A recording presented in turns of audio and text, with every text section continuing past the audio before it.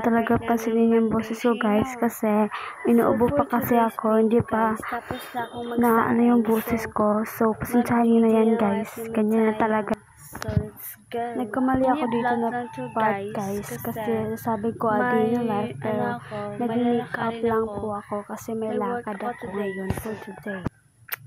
Mag-make up muna tayo. Bye! Simple makeup lang gagawin ko kasi di naman yan importante. Di yan maraming tao, maliit lang nandun kasi 5 tao lang ata nandun. Hindi naman yan malayo. Na party 9 times slap ko na lang kasi masyado nang mataas tong video na to guys. Yung maliit-liit lang naman ng simple lang naman yung makeup ko kaya di na pabain to. Sige.